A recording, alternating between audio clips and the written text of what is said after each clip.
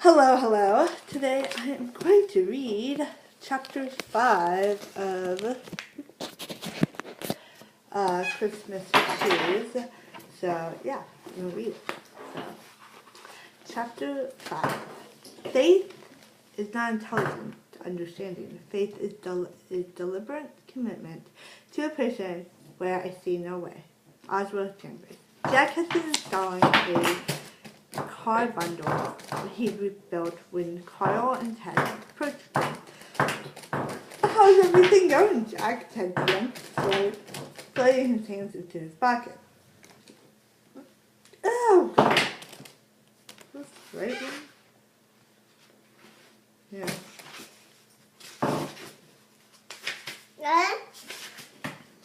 Okay.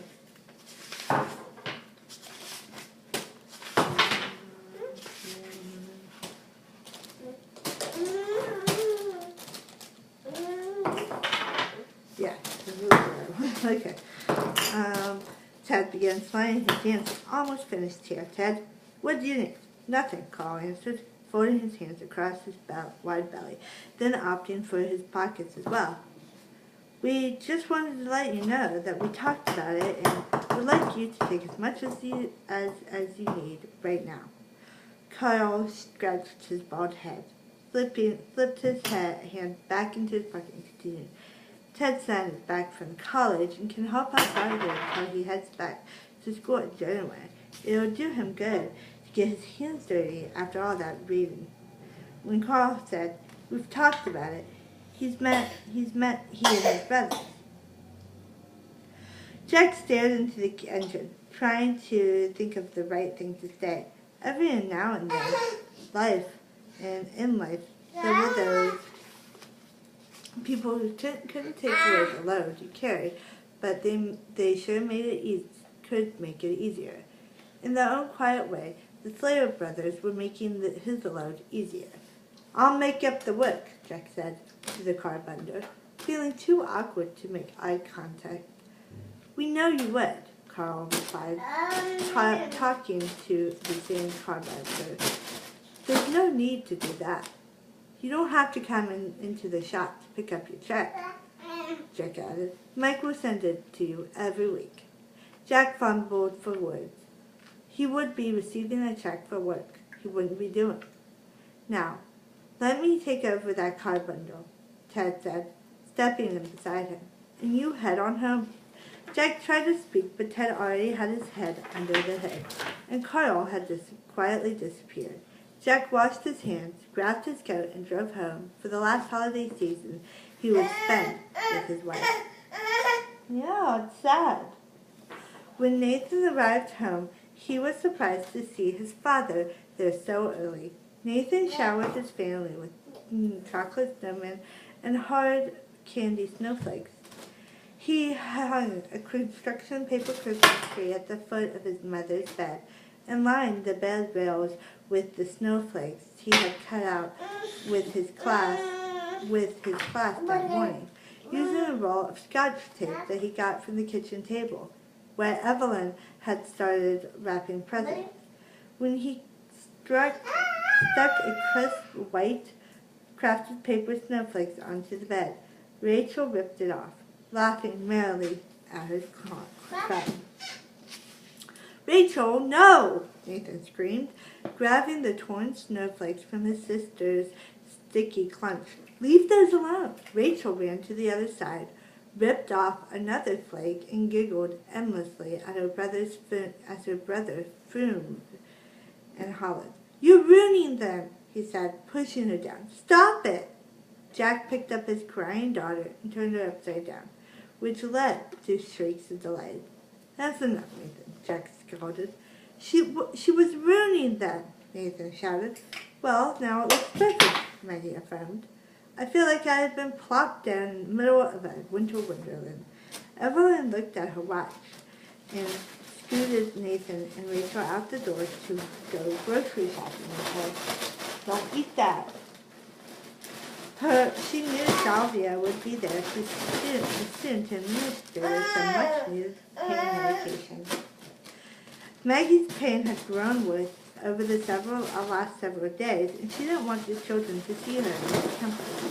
The children never kept on, and if they complained about going somewhere, Jack would merely say, "But who's going to help your grandmother if you don't go?"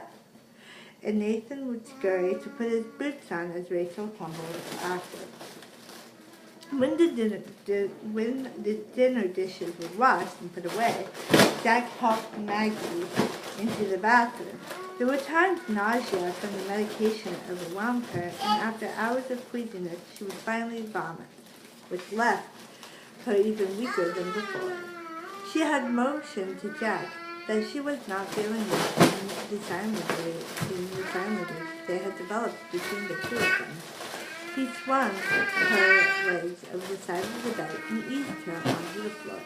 She had lost a lot of strength, but she was still able to walk as Jack helped her. Turning on the fan, Jack supported her body as Maggie reached into the seat. He wrapped her arms around his wife, rinsed out the sink, and helped her back, gently tugging her into bed. With Jack's arm around her, Maggie felt as if he was the strongest man she'd ever known. No, no, no, no!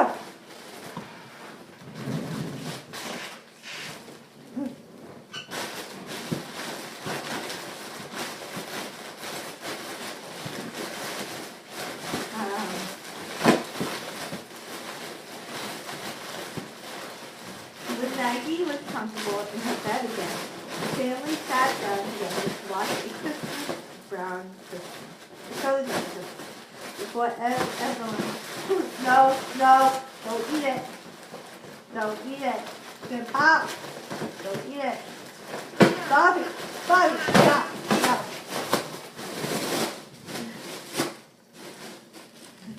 How the heck did you get this all around you? You like got it all around you. Okay, there you go. Look, show it in the video. Before Evelyn laid Rachel down in front of the knife. They laughed as the whole Peanuts gang prepared for the Christmas presents. Callie was directed. Yeah? Let's go in the video. Say hi. Hi. Yeah. Okay. They laughed the whole while Peanuts game prepared for the Charlie Farmer's director. Rachel laughed particularly loudly while watching Snoopy dance, with his nose sticking straight up in the air. "This is one of my favorite Christmas stories," Evelyn said, swooping Rachel in her arms. Nathan bolted upright, realizing he left his very own Christmas story in his backpack. Evelyn ran water in the bathtub for Rachel's bath as Nathan hopped down in the seat by his mother to read her his favorite Christmas memory. Miss Patterson had everything stand. No, don't do that. Miss Patterson had everything stand up in class and read. Had everyone stand up in class and read their stories. Nathan eagerly told his parents, Tyler, they took a picture of Santa coming in his kitchen door, and someone hacked Jonathan's snowman. Yeah. You want that book? Look at the winter book.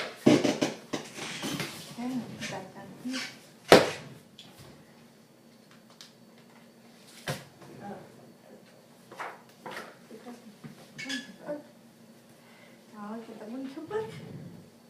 Right there. Right there. Oh, that sounds awful, Maggie said, smiling. Nathan read from his paper. My favorite Christmas memory was when my mom and dad and me went sledding all day long at the Whitman's farm. My dad fell off the back of the sled because we had too many people on it, and my mom laughed the whole way down the hill. Then we ate chicken and dumplings and drank hot chocolate, and my mom and Dad danced around the Christmas tree. Maggie admired the story and smiled at the backwards D's and G's that looked like J's and M's, with one too many humps. She complimented Nathan for having such a good memory. It was hard to believe that it had only been 3 years ago. Maggie could see it all as if it had just happened yesterday. She and Jack had sandwiched Nathan on the sled, and just a quarter of the way down the hill, Jack fell off, and Maggie howled with laughter, watching him tumble and roll down the hill before coming to complete halt, spread eagle on his belly. That would definitely have to be my favorite Christmas memory too, she said, holding the story. Mine too, Jack offered, even though I couldn't walk straight for 2 weeks afterwards. Then, remember you and Daddy dancing around the tree? Nathan teased. Maggie's eyes blurred. Jack always loved to dance, even though he wasn't very good. But what he lacked in grace, he made up for it in reckless abandon. Your mother is a fabulous dancer, Jack told his son. Miss Patterson told us about her Christmas shoes, about how she danced in a special pair of pink shoes from her grandmother gave her. What's that?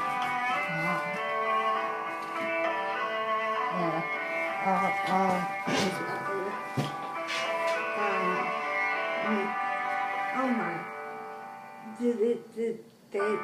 Miss Patterson told us her Christmas story. She even slept in them, Nathan said. Oh my. They do sound very special, my dear agreed. Evelyn pulled Rachel from the tub and wrapped her in her favorite snuggly towel, then took her into her room, closed the door behind them. Maggie looked at her son's handsome face. He was his favorite child, his father's child, with eyes in awe. In the quietness of the moment, she knew she had to talk with Nathan about the coming days. She knew this might be one of her last chances to spend some quality alone time with her baby boy. But she struggled with how to begin. Honey, would you mind making me something warm to drink? She asked Jack, her eyes imploring him to leave the room.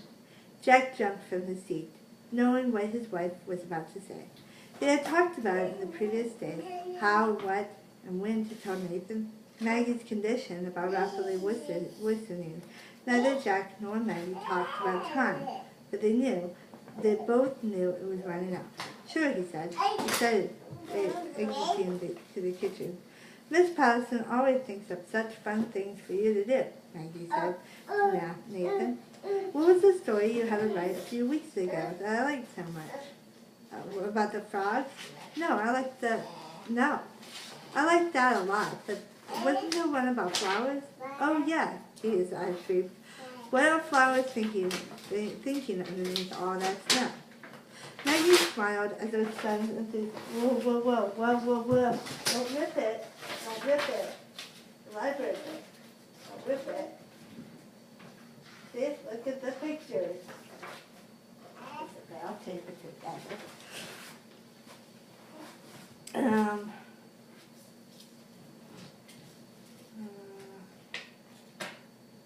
Maggie repositioned herself. Repositioned, fighting back to it. Where am I? What's helping? Okay. Maggie smiled at his son and was enthusiastic. He always loved helping her in the flower bed when he was a toddler. She would point to the smallest dot of green in the ground and say, "Look, Nathan, here it comes." And then day by day they'd watch the flowers grow and bloom throughout the summer and spring. Maggie repositioned herself, fighting back tears as she spoke to her son. You know, a lot of things are going to be happening over the next 3 weeks. She began slowly. A lot of it might be confusing to you. Nathan was already confused, and his look told her so. Nathan, she spoke with, one day when you're older, you might want to blame God for making me sick. But I don't want you to do that. Nathan frowned, bewildered. Why was his mother talking about being sick? He had always assumed